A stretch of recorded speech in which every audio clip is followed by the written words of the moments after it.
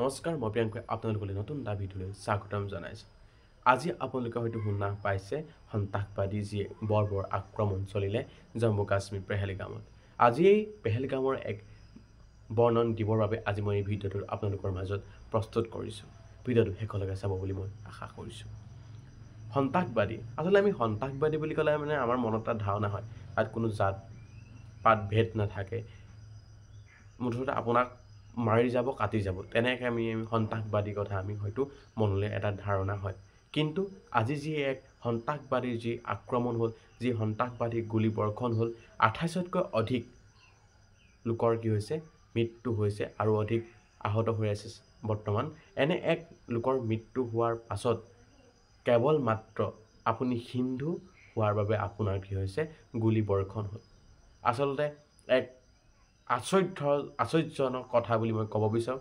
ভাৰতবৰ্ষৰ এখন ধৰ্ম নিৰপেক্ষ ৰাষ্ট্ৰত কি হৈছে আজি সন্ত্ৰাসবাদীৰ বৰ আক্ৰমণ হৈছে কেৱল মাত্ৰ হিন্দু। আপুনি যদি হিন্দু আপোনাক গুলীবৰ্ষণ কৰিছে আজি এই পেহেলগাম জম্মু কাশ্মীৰত। যি পেহেলগাম জম্মু কাশ্মীৰ 370 নং আৰ্টিকল আমাৰ নৰেন্দ্ৰ মোদী ডাঙৰীয়া তত্ত্বাৱধানত অতৰা হৈছিল। এখন টুৰিজিম প্লেচ বনোৱাৰ যি প্ৰকল্প সংকল্প আগত ৰাখি টুৰিজিম প্লেচ বনিছিলে, অহৰহ দিশে জনসমাগম হৈছিল। এনে ঠাইত কি হৈছে আজি 28তকৈ অধিক লোকৰ কি হৈছে গুলীবৰ্ষণ হৈছে আপুনি আৰু মই হিন্দুৰ বাবে।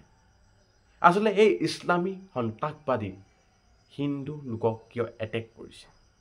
আচলতে এই ইছলামী সন্ত্ৰাসবাদীৰ বৰ আক্ৰমণৰ ফলতে কি হৈছে আমাৰ আজি 28তকৈ অধিক লোকৰ কি হৈছে মৃত্যু হৈছে, গুলীবৰ্ষণৰ ফলত মৃত্যু হৈছে।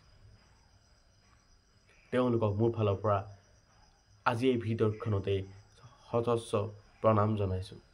তেওঁলোকৰ যাতে আত্মাই চিৰশান্তি লাভ কৰক। আজি এক নিঃসংগ হত্যাকাণ্ড বুলি ক'ব লাগিব, নিঃসংগ সন্ত্ৰাসবাদ বুলি ক'ব লাগিব, যি সন্ত্ৰাসবাদী কেৱল ধৰ্মক লৈ। যদি আপুনি হিন্দু তেতিয়াহ'লে আপোনাৰ কোনো দয়া নাই, আপোনাৰ কোনো ক্ষমা নাই, আপুনি মৰিবই লাগিব, আপোনাক গুলীবৰ্ষণ কৰিবই। যদি আপুনি ইছলাম তেতিয়া নিশ্চয় আপুনি বাচি যাব। আজি আমাৰ যি জম্মু কাশ্মীৰ পেহেলগামত যি সন্ত্ৰাসবাদী আক্ৰমণ বৰ আক্ৰমণৰ বলি হ'ল, তেওঁলোকৰ ভাষ্য নিশ্চয় আপোনালোকে হয়তো শুনা পাইছে। বহুত ব্যক্তি ইছলাম হোৱাৰ বাবে কি হৈছে আজি বাচি আহিছে, আৰু যিয়ে হিন্দু বুলি কোৱাৰ বাবে তেওঁলোক কি হৈছে আত্মবলিদান দিবলগীয়া হ'ল, তেওঁলোকক গুলীবৰ্ষণ কৰা হ'ল। যদি আপোনাক সুধিছে আপুনি ইছলাম নে হিন্দু, যদি আপুনি হিন্দু বুলি কৈছে নিশ্চয় আপোনাক গুলীয়াই হত্যা কৰিছে। যদি আপুনি ইছলাম বুলি কৈছে নিশ্চয় আপোনাক এৰি দিছে। যদি আপুনি ইয়াৰ কোনো উত্তৰ দিয়া নাই আপুনি হিন্দু নে ইছলাম, তেতিয়া আপোনাক পেন খুলি আপোনাক কি কৰিছে চেক কৰিছে।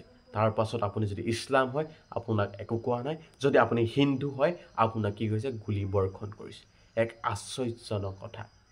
আচলতে ইছলাম ধৰ্মাৱলম্বী লোকক তেওঁলোকে হত্যা কৰা নাই, তেওঁলোকে গুলীবৰ্ষণ কৰা নাই, কেৱল মাত্ৰ কৰিছে হিন্দুসকলক। আশ্চৰ্যজনক বুলি ক'ব লাগিব। আচলতে আমি শুনা পাওঁ ধৰ্মক লৈ ৰাজনীতি হোৱা, ধৰ্মক লৈ আপত্তি হোৱা, কিন্তু আজি আমি প্ৰথম শুনা পালোঁ ধৰ্মক লৈ কি হৈছে হত্যা হৈছে, ধৰ্মক লৈ গুলীবৰ্ষণ হৈছে। নিশ্চয় এনে এক কাণ্ড পুনৰাবৃত্তি নহওক, এনে সন্ত্ৰাসবাদীৰ বৰ আক্ৰমণৰ ফলত নিঃসংগ লোকৰ হত্যা যাতে পুনৰ নহওক। সেই কেইদিনমান হৈ তেওঁলোক যেতিয়া হানিমুন বুলি চাবলৈ যায়, হানিমুনৰ বাবে তেওঁ যায়, কি হৈছে তেনে এক ব্যক্তিকো কি হৈছে আজি সেই সন্ত্ৰাসবাদী আক্ৰমণত বলি হ'বলগীয়া হৈছে। যদি পত্নীক সুধিছে, পত্নীক তেওঁ মৃত্যুবৰণ কৰা নাই, তেওঁ কৈছে যে নৰেন্দ্ৰ মোদী ডাঙৰীয়াক ক'বলৈ। আচলতে সেই পত্নীগৰাকীক তেওঁলোকে হত্যা কৰা নাই। আজি যদি কোনো গৈছে টুৰিজিম প্লেচ অৰ্থাৎ পেহেলগামলৈ গৈছে, টুৰিজিম প্লেচত তেওঁলোকে কোনোবা হানিমুন গৈছে, সেই জম্মু কাশ্মীৰ পেহেলগামত তেওঁলোক থাকিবলৈ গৈছে, আজি এনে এক সত্যও আমি দেখা পাইছোঁ। নিশ্চয় আপোনালোকে হয়তো দেখা পাইছে যিগৰাকী কি কৰিছে নিজৰ পতিক অৰ্থাৎ তেওঁ স্বামীক কি হৈছে গুলীয়াই হত্যা কৰিছে, আৰু তাৰ পাছত কি হৈছে নিজৰ স্বামীক মৰাৰ পাছত যেতিয়া পত্নীগৰাকীয়ে তেওঁকো মাৰিবলৈ বুলি কয়, তেতিয়া কি কয় নৰেন্দ্ৰ মোদী ডাঙৰীয়াক তেওঁক ক'বলৈ কয়। আচলতে আশ্চৰ্যজনক কথা বুলি ক'ব লাগিব।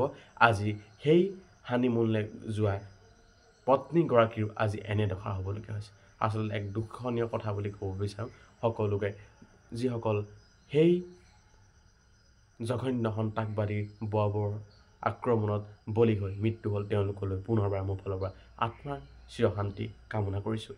ভাবিছোঁ এনে ঘটনা পুনৰাবৃত্তি নহওক, আমাৰ ভাৰত চৰকাৰেও যাতে তেনে সুব্যৱস্থা হাতত লওক, যাতে এনে সন্ত্ৰাসবাদীক যাতে আমি হত্যা কৰিব পাৰোঁ, এনে সন্ত্ৰাসবাদী যাতে আমাৰ ভাৰতবৰ্ষৰ মজিয়াৰ পৰা আমি নাইকিয়া কৰিব পাৰোঁ, এনে ব্যৱস্থা হাতত লওক আমাৰ ভাৰত চৰকাৰখনে। আজিৰ ভিডিঅ'টো ইমানেই। ধন্যবাদ। জয় অসম।